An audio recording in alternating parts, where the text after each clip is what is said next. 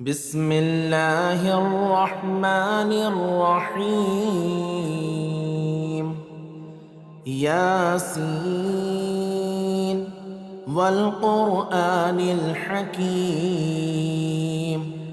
إنك لمن المرسلين على صراط مستقيم تنزيل العزيز الرحيم لتنذر قوما ما أنذر آباؤهم فهم غافلون. لقد حق القول على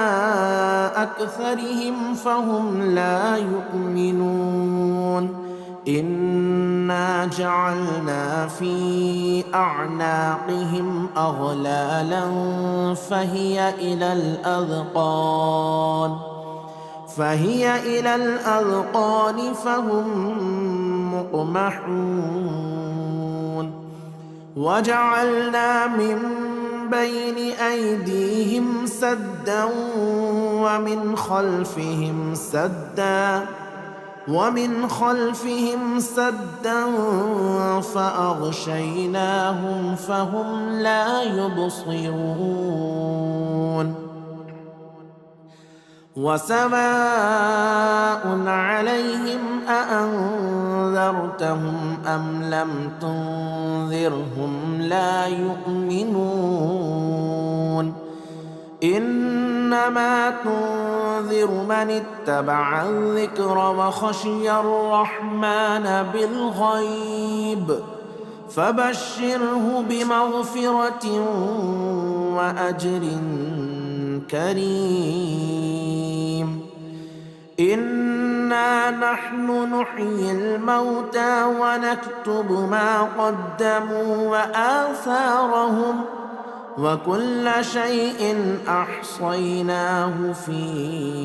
إمام مبين. واضرب لهم مثلا أصحاب القرية إذ جاءها المرسلون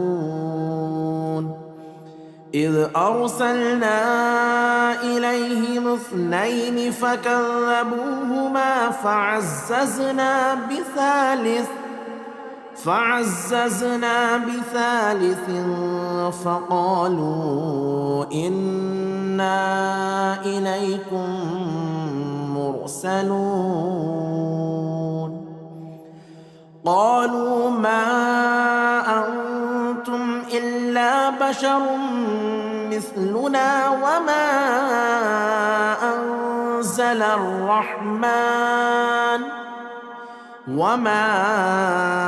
أنزل الرحمن من شيء إن أنتم إلا تكذبون. قالوا ربنا يعلم إنا إليكم لمرسلون وما علينا إلا البلاغ المبين. قالوا إنا تطيرنا بكم لئن لم تنتهوا لنرجمنكم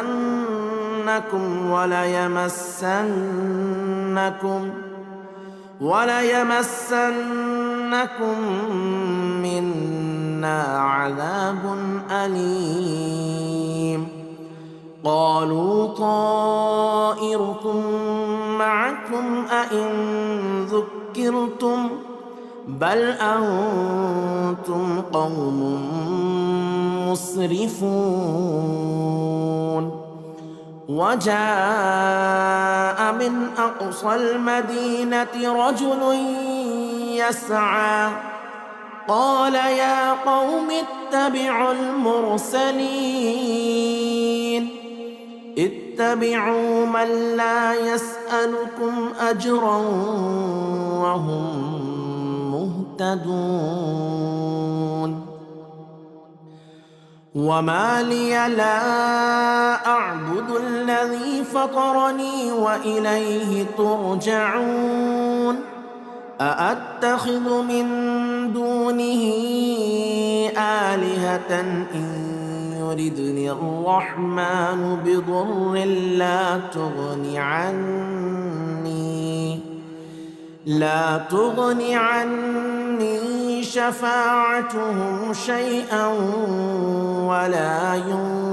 ينقذون إني إذا لفي ضلال مبين إني آمنت بربكم فاسمعون قيل ادخل الجنة قال يا ليت قومي يعلمون بما غفر لي ربي وجعلني من المكرمين وما أنزلنا على قومه من بعده من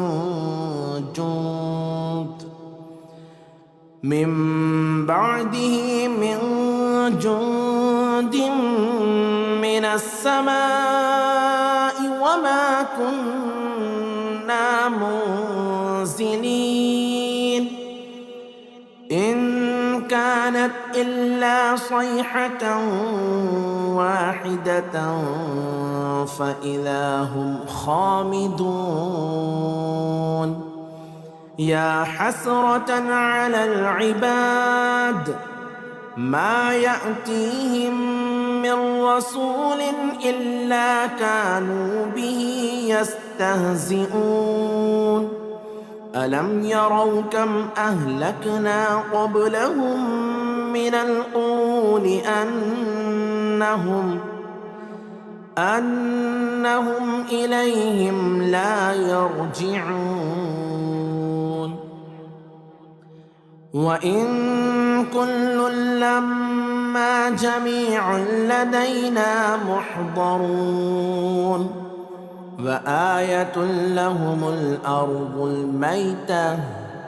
أحييناها وأخرجنا منها حبا فمنه يأكلون وجعلنا فيها جنات من نخيل وأعناب وفجرنا فيها من العيون ليأكلوا من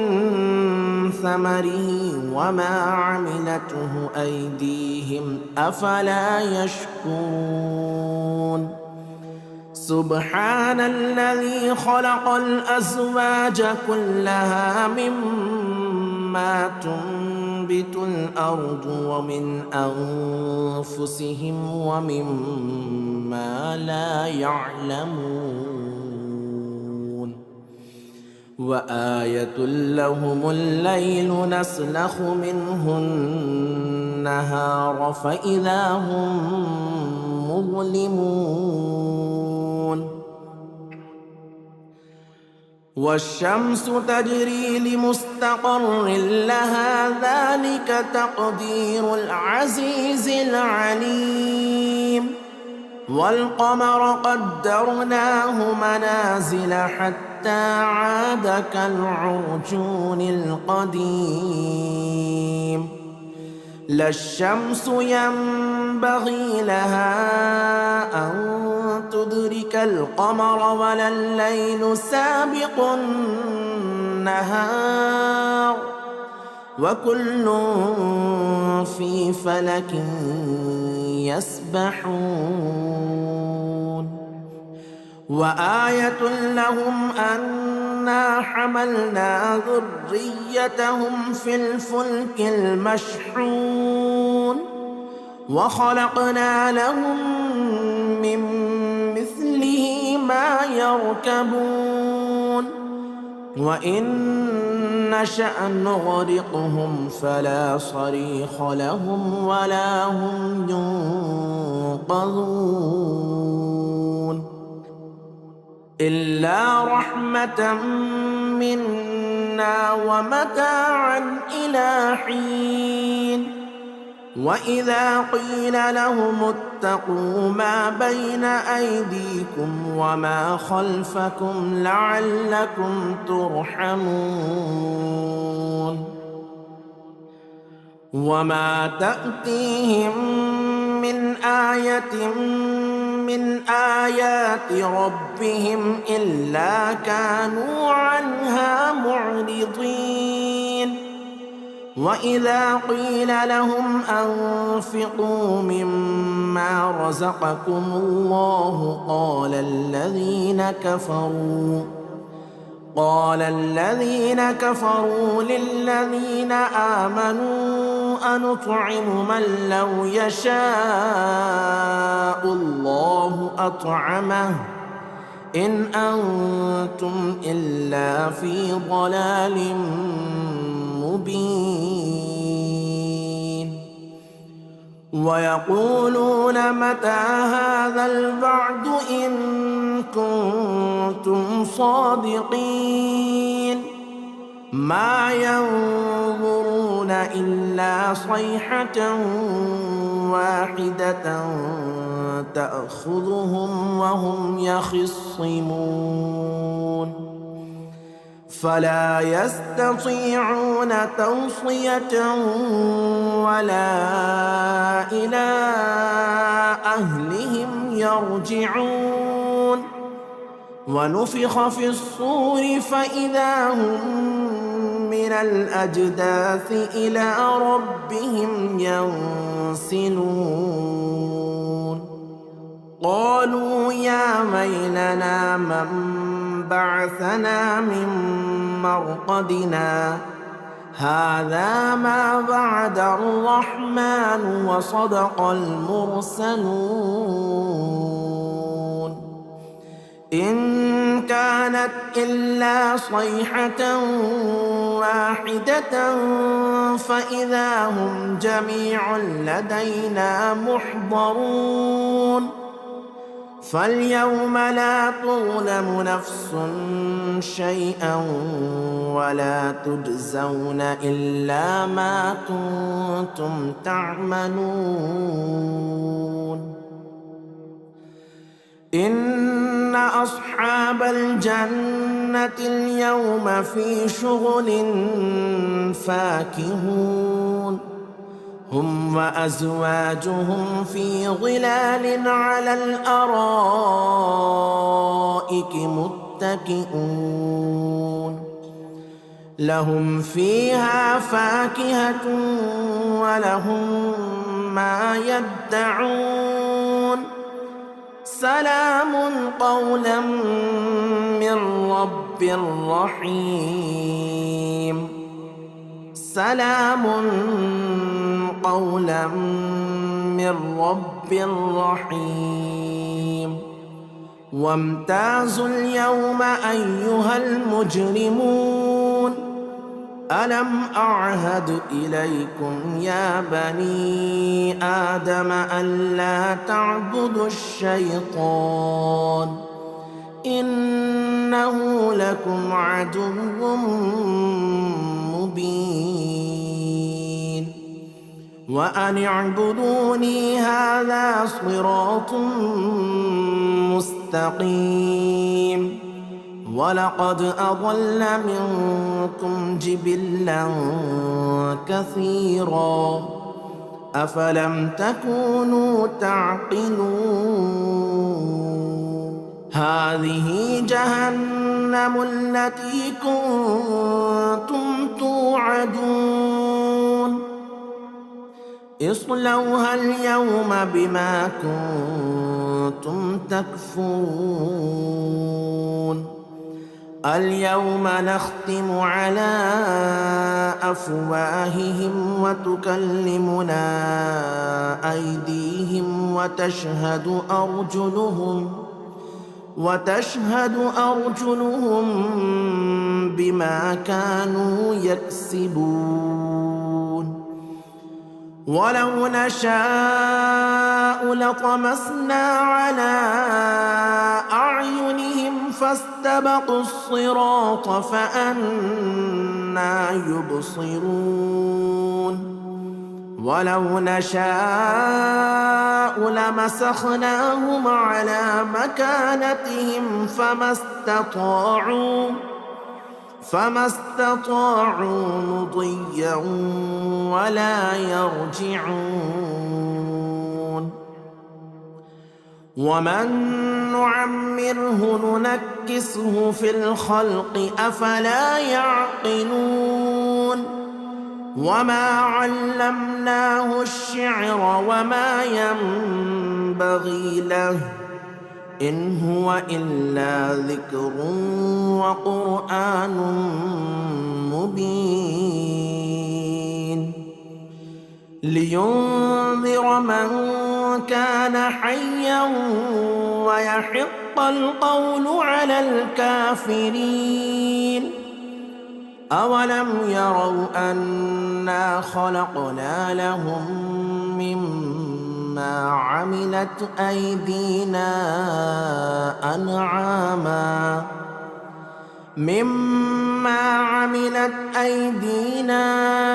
أنعاما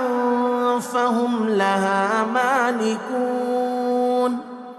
وذللناها لهم فمنها ركوبهم ومنها يأكلون ولهم فيها منافع ومشارب أفلا يشكرون. واتخذوا من دون الله آلهة لعلهم ينصرون. لا يستطيعون نصرهم وهم لهم جند محضرون. فلا يحزنك قولهم إنا نعلم ما يسرون وما يعلنون. أولم ير الإنسان أنا خلقناه من نطفة فإذا هو خصيم مبين. وضرب لنا مثلا ونسي خلقه قال من يحيي العظام وهي رميم.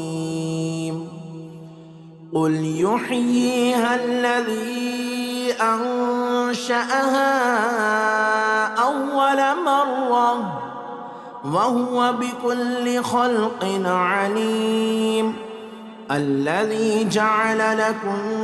من الشجر الأخضر نارا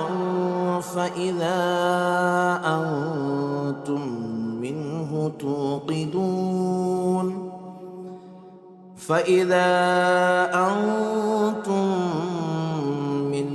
توقدون. أوليس الذي خلق السماوات والأرض بقادر على أن يخلق مثلهم بلى وهو الخلاق العليم. إنما أمره إذا أراد شيئا أن يقول له كن فيكون.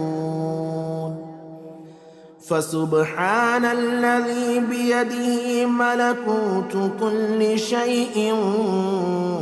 وإليه ترجعون. بسم الله الرحمن الرحيم. الرحمن علم القرآن خلق الإنسان علمه البيان. الشمس والقمر بحسبان والنجم والشجر يسجدان. والسماء رفعها ووضع الميزان ألا تطغوا في الميزان وأقيموا الوزن بالقسط ولا تخسروا الميزان والأرض وضعها للأنام فيها فاكهة والنخل ذات الأكمام والحب ذو العصف والريحان فبأي آلاء ربكما تكذبان خلق الإنسان من صلصال كالفخار وخلق الجان من مارج من نار فبأي آلاء ربكما تكذبان رب المشرقين ورب المغربين فبأي آلاء ربكما تكذبان مرج البحرين يلتقيان بينهما برزخ لا يبغيان فبأي آلاء ربكما تكذبان يخرج منهما اللؤلؤ والمرجان فبأي آلاء ربكما تكذبان وله الجبال المنشآت في البحر كالأعلام فبأي آلاء ربكما تكذبان كل من عليها فان ويبقى وجه ربك ذو الجلال والإكرام فبأي آلاء ربكما تكذبان يسأله من في السماوات والأرض كل يوم هو في شأن فبأي آلاء ربكما تكذبان سنفرغ لكم أيها الثقلان فبأي آلاء ربكما تكذبان يا معشر الجن والإنس إن استطعتم أن تنفذوا من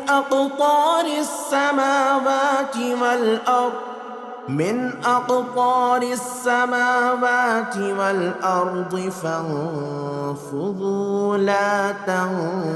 تنفذون إلا بسلطان فبأي آلاء ربكما تكذبان يرسل عليكما شواظ من نار ونحاس فلا تنتصران فبأي آلاء ربكما تكذبان فإذا انشقت السماء فكانت وردة كالدهان فبأي آلاء ربكما تكذبان فيومئذ لا يسأل عن ذنبه إنس ولا جان فبأي آلاء ربكما ربكما تكذبان يعرف المجرمون بسيماهم فيؤخذ بالنواصي والأقدام فبأي آلاء ربكما تكذبان هذه جهنم التي يكذب بها المجرمون يطوفون بينها وبين حميم آن فبأي آلاء ربكما تكذبان ولمن خاف مقام ربه جنتان فبأي آلاء ربكما تكذبان ذواتا أفنان فبأي آلاء ربكما تكذبان فيهما عينان تجريان فبأي آلاء ربكما تكذبان فيهما من كل فاكهة زوجان فبأي آلاء ربكما تكذبان متكئين على فرش بطائنها من استبرق وجنى الجنتين دان فبأي آلاء ربكما تكذبان فيهن قاصرات الطرف لم يطمثهن إنس قبلهم ولا جان فبأي آلاء ربكما تكذبان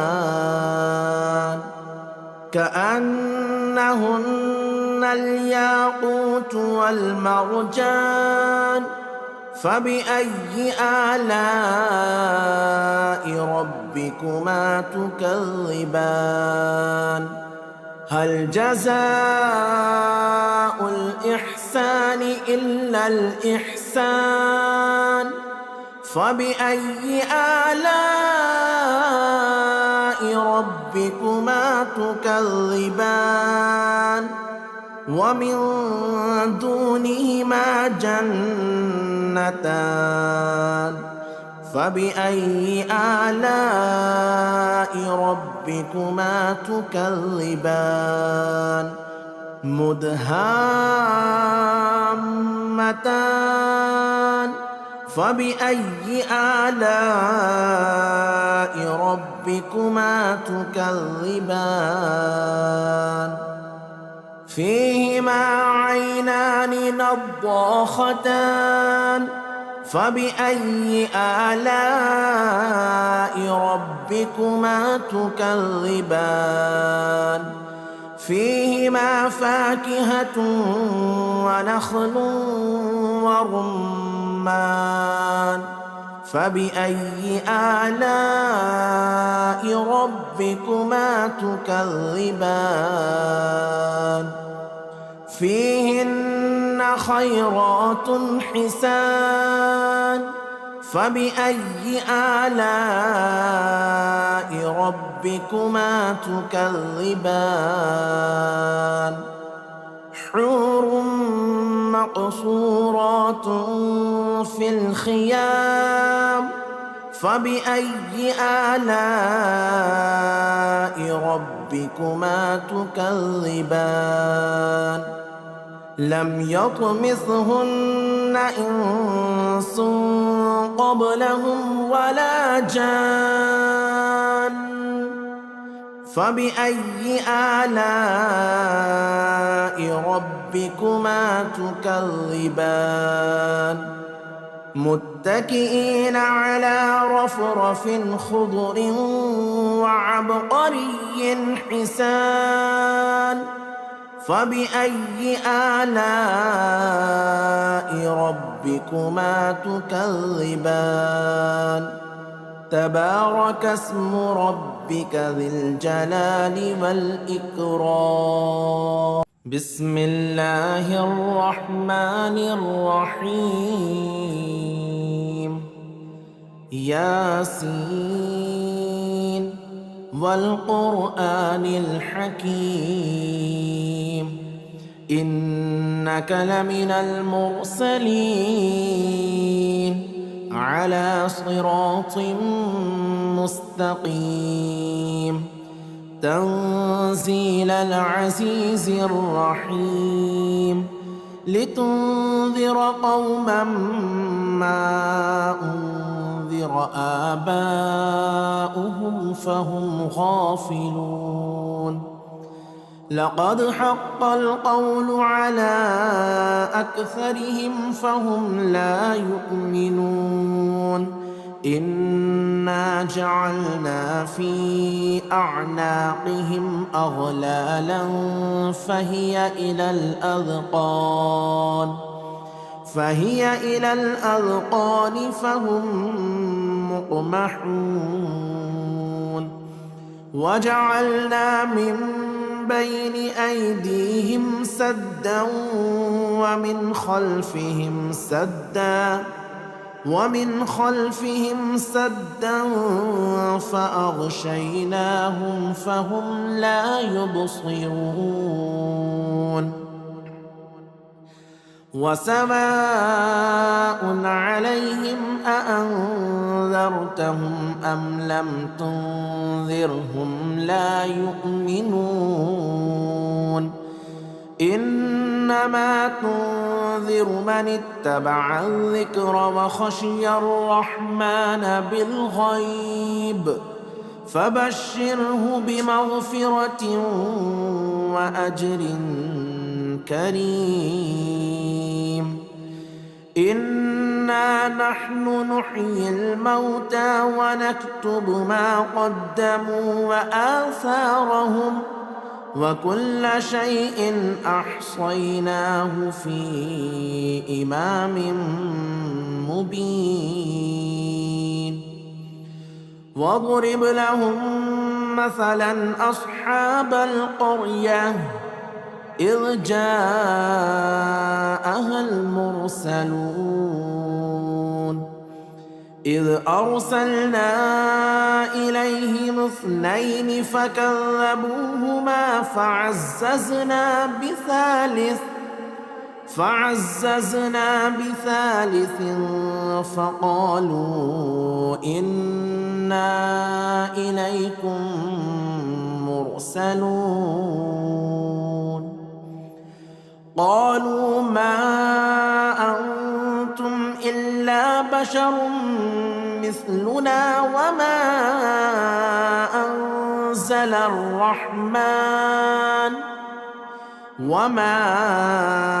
أنزل الرحمن من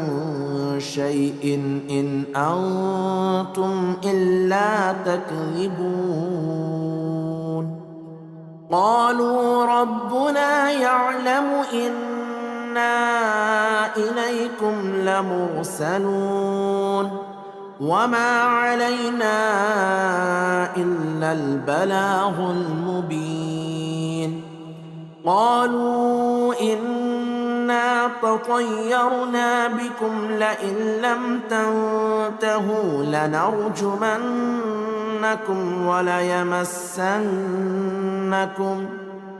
وليمسنكم منا عذاب أليم قالوا طائركم معكم أئن ذكرتم بل أنتم قوم مسرفون وجاء من أقصى المدينة رجل يسعى قال يا قوم اتبعوا المرسلين اتبعوا من لا يسألكم أجرا وهم مهتدون وما لي لا أعبد الذي فطرني وإليه ترجعون أأتخذ من دونه آلهة إن يردني الرحمن بضر لا تغني عني شفاعتهم شيئا ولا ينقذون إني إذا لفي ضلال مبين إني آمنت بربكم فاسمعون قيل ادخل الجنة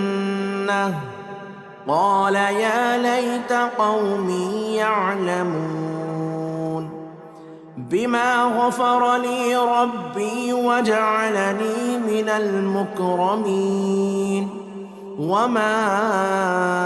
أنزلنا على قومه من بعده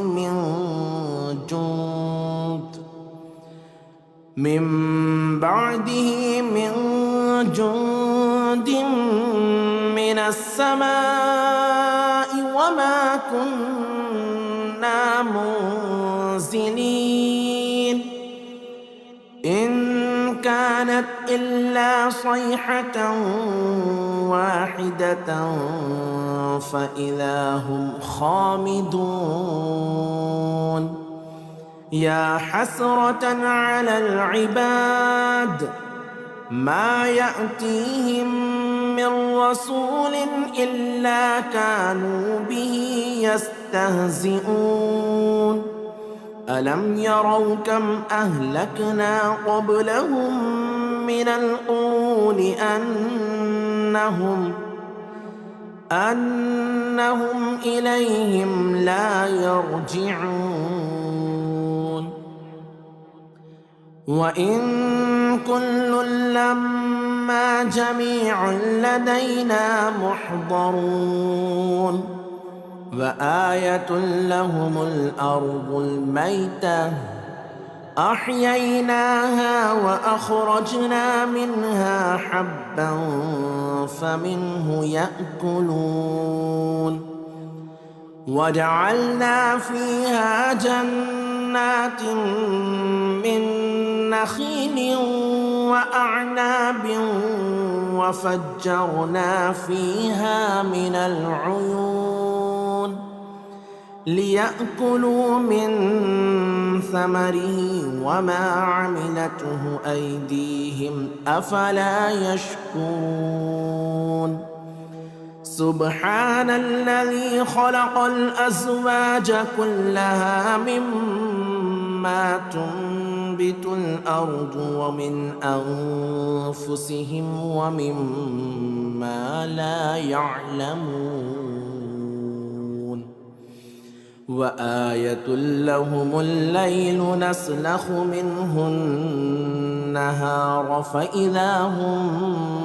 مظلمون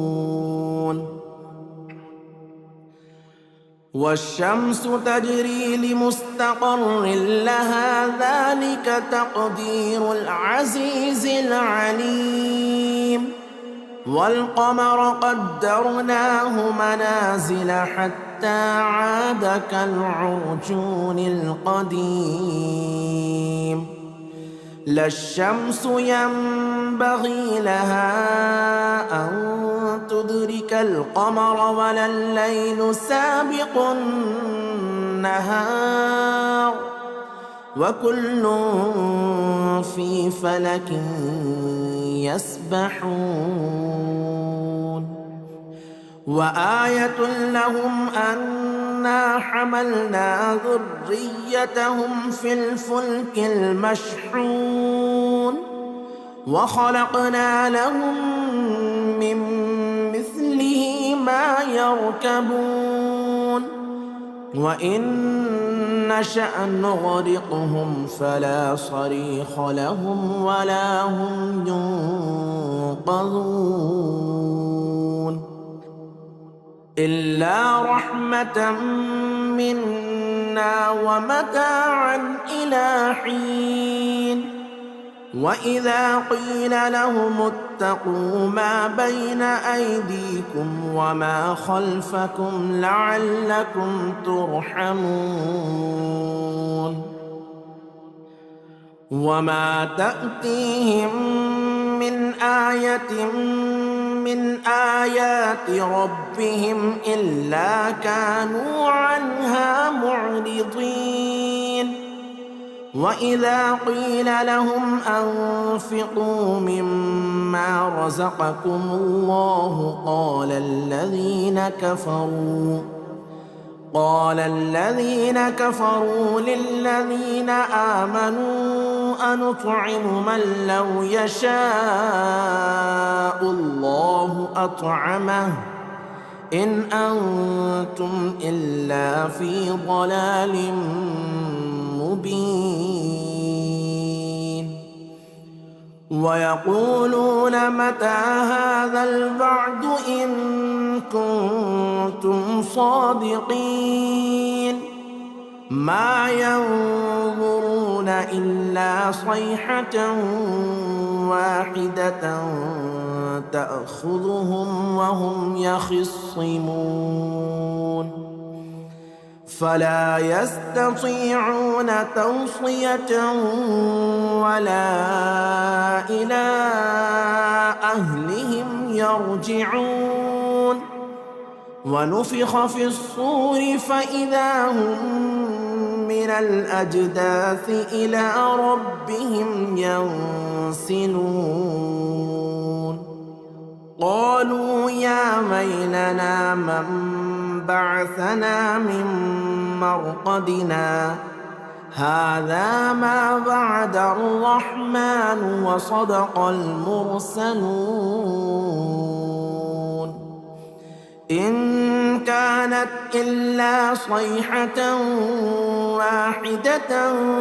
فإذا هم جميع لدينا محضرون فاليوم لا تظلم نفس شيئا ولا تجزون إلا ما كنتم تعملون إن أصحاب الجنة اليوم في شغل فاكهون هم وأزواجهم في ظلال على الأرائك متكئون لهم فيها فاكهة ولهم ما يدعون سلام قولا من رب رحيم سلام قولا من رب رحيم وامتازوا اليوم أيها المجرمون ألم أعهد إليكم يا بني آدم ألا تعبدوا الشيطان إنه لكم عدو مبين وأن اعبدوني هذا صراط مستقيم ولقد أضل منكم جبلا كثيرا أفلم تكونوا تعقلون هذه جهنم التي كنتم توعدون اصلوها اليوم بما كنتم تكفرون اليوم نختم على أفواههم وتكلمنا أيديهم وتشهد أرجلهم بما كانوا يكسبون ولو نشاء لطمسنا على أعينهم فاستبقوا الصراط فأنى يبصرون ولو نشاء لمسخناهم على مكانتهم فما استطاعوا مضيا ولا يرجعون ومن نعمره ننكسه في الخلق أفلا يعقلون وما علمناه الشعر وما ينبغي له إن هو إلا ذكر وقرآن مبين لينذر من كان حيا ويحق القول على الكافرين أولم يروا أنا خلقنا لهم مما عملت أيدينا أنعاما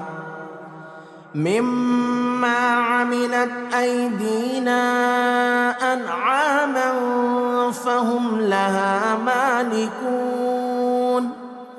وذللناها لهم فمنها ركوبهم ومنها يأكلون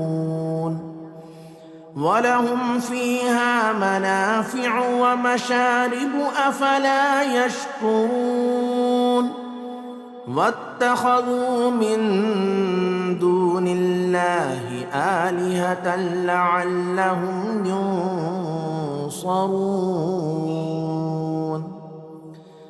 لا يستطيعون نصرهم وهم لهم جند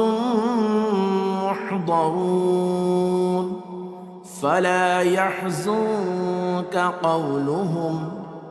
إنا نعلم ما يسرون وما يعلنون أولم ير الإنسان أنا خلقناه من نطفة فإذا هو خصيم مبين وضرب لنا مثلا ونسي خلقه قال من يحيي العظام وهي رميم قل يحييها الذي أنشأها أول مرة وهو بكل خلق عليم الذي جعل لكم من الشجر الأخضر نارا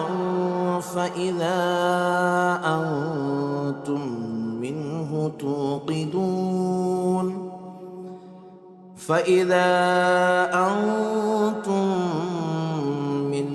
توقدون أوليس الذي خلق السماوات والأرض بقادر على أن يخلق مثلهم بلى وهو الخلاق العليم إنما أمره إذا أراد شيئا أن يقول له كن فيكون فسبحان الذي بيده ملكوت كل شيء وإليه ترجعون.